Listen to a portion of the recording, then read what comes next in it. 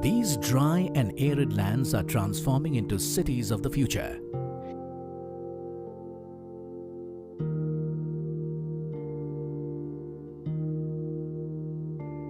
Each city carries with it the local cultures and stories of those who live and work here. These are cities linked to people and their dreams. And for some, their dreams are already coming true. These greenfield cities hire local youth and train them in different sectors, depending on their skill sets.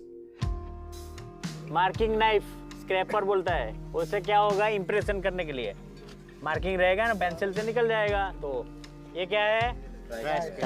उससे क्या होगा? Apart from creating opportunities for the local populace, these cities are also generating employment across the board and bringing in skilled and unskilled labor from around the country. Skill labour 3 महीने में तैयार हो रहा है यहाँ पे।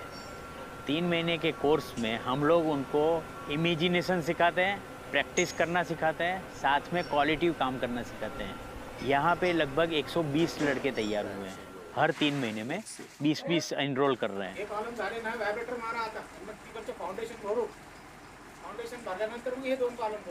और वो 20 लड़के 3 महीने के बाद अपने रोल में चले जाते हैं, जहाँ पे हमको फॉर्म वर्क या तो अलग अलग ट्रेड में सिविल वर्क का काम होता है। इसमें हम लोग 20% उसको क्लासरूम स्टडी सिखाते हैं, जिसमें ई लर्निंग होता है, और 80% प्रैक्टिस हो रहा है। इसमें हर एक स्टेज पे सेफ्टी रहता है, क्योंकि जहाँ से लेआउट चालू होता है, हो सकता है साइट कंडीशन के हिसाब से सेफ्टी की ज़रूरत हो जाए। तो शुरुआत से लेकर एंड ऑफ द प्रोजेक्ट, जब वो डिसमेंटलिंग करके वो साइट पे जहाँ तक यार्ड तक ना पहुँचे, वहाँ तक वो सेफ्टी का रूल्स रेगुलेशन चालू होता है। इसके लिए हम लोग ने हर स्टेप बाय स्टेप एक सेफ्टी का एक गाइडलाइन बनाया हुआ है, जिसमें हम लोग जहाँ जहाँ ज़रूरत पड़ने पर उसको प्रोसीजर के हिसाब से उसको रिमाइंड करते हैं।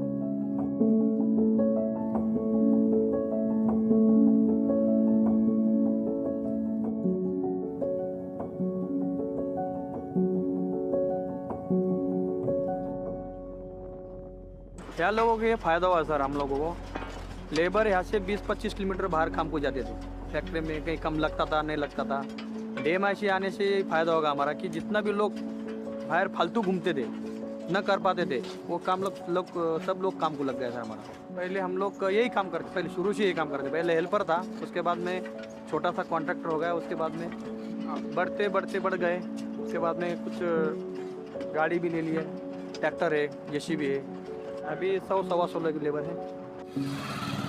ये जो घर दिखाई दे रहे हैं, ये पहले है, ये पुराना है। पहले ऐसे ही थे क्या? पहले पुराना ऐसे थे, टीन के पतरे, सामने लकड़ी का है। Land pooling and influx of people has given rise to new business opportunities. Livelihoods have transformed over a short span of time as farmers have turned into big and small entrepreneurs. Industry आने की वजह से हमारा पूरा ये बदल गया, lifestyle बदल गई। सब हमको अच्छे लोग मिलने लगे, उनसे हमको राय मिलने लगी। हमारे पढ़ाई नहीं, अभी ये 10वीं तक है, मैं 12वीं तक पढ़ाई वाला है। पढ़ाई ज़्यादा ऐसा कुछ नहीं हमारे। पहले तो हम 2000 के आसपास तो खेती करते थे। फिर 2002 को मैंने एक रिक्शा ले लिया। तो रिक्शा चलाते मैं थोड़ा हाईवे पे मेरा ज़मीन है, थोड़ा ज़मीन है, तो उसमें क्यों मैं एक रेस्टोरेंट नहीं डालूँ। तो 2005 में मैंने थोड़ा सा डेवलप करके थोड़ा सा रेस्टोरेंट डाला। तो हरी मैट डाल के, पत्रे डाल के रेस्टोरेंट शुरू किया। हमारे गांव में कुछ नहीं बिकता था, हमने ज़मीन खुशी दे दी।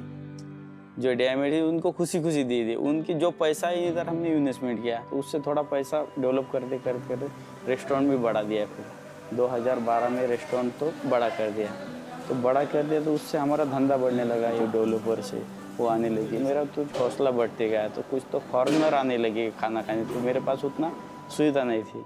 तो ये हिसाब से मैंने पूरा गिरा दिया पहला रेस्टोरेंट। अभी ये नया रेस्टोरेंट अभी बढ़ा दिया।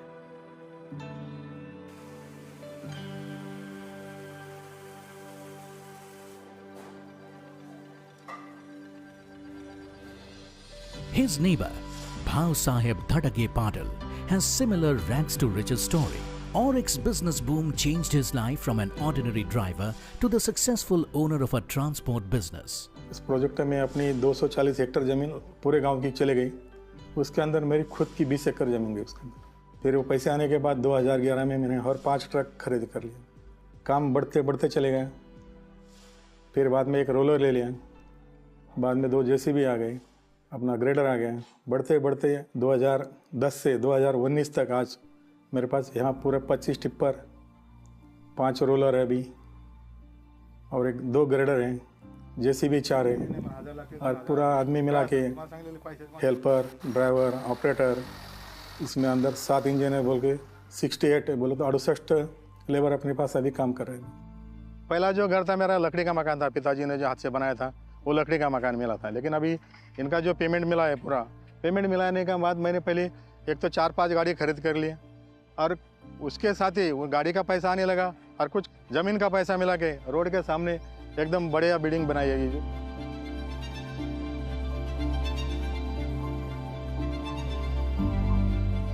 अभी गांव में कार मिलने से हर घर के अंदर कार आ गई है, मोटरसाइकिल आ गई है, काम इधर उधर जाने की ज़रूरत नहीं, पूरा हम यही गांव में काम करते थे। स्कूल में जाने के लिए हमारे पास तो पहले तो साइकिल भी नहीं थी, पैदल जाने का और पैदल भी आने का। अभी तो हमारे बच्चे एक कंपनी आने की वजह से अभी मेरे बच्चे ही सुधा भी इनोवा कार है, के पास कोड़ा कार है, वो कभी कार में घूमने लगे। तो वो दिन की जब याद आए तो बहुत सुकून लगता है यार, अपन बहुत अच्छे जगह पे अभी अपन तो कुछ भी नहीं तो आज तो बहुत कुछ। These industrial smart cities are just the beginning of a new era, with an aim to increase the industrial output, increasing the share of manufacturing in GDP, promoting exports and creating more and more employment opportunities. Delhi-Mumbai Industrial Corridor Projects is laying the foundation of a new age India.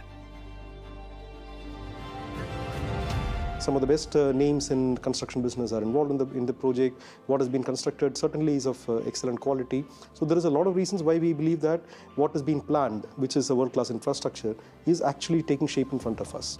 I think the government has really taken a step forward and provided one window approach. It's a one-stop solution for all the industries where there is a web portal where we can go and apply for all the permissions or statutory approvals which are required. We don't need to get environmental clearance. AITL already got permission from central government. You apply and the computer tells you that these are the things which are not fitting into the law. After that, the computer gives you an approval. Ease of doing business is really very good, and they are working like corporate and they are interacting with us like corporate. So we see that kind of interaction with them, which is always with the approach to find out solution or to provide solution to the industries like us. The story of the new age smart industrial cities is being scripted in the heart of India, with a high speed and high capacity connectivity infrastructure of rail and road networks. Similarly, other industrial corridors are being planned and taken forward for implementation, namely Amritsar-Kolkata Industrial Corridor, Chennai-Bengaluru Industrial Corridor with extension to Kochi, Bengaluru-Mumbai Industrial Corridor, East Coast Economic Corridor with Vizag-Chennai Industrial Corridor as Phase 1, Hyderabad-Warangal Industrial Corridor, Hyderabad-Nagpur Industrial Corridor, Hyderabad-Bengaluru Industrial Corridor and Delhi-Nagpur Industrial Corridor. A new India is being built brick by brick on the backbone of a robust manufacturing sector. The dream is very close to becoming a reality. The vision is for a new India, which is future-ready and future-proof for all its 1.3 billion citizens.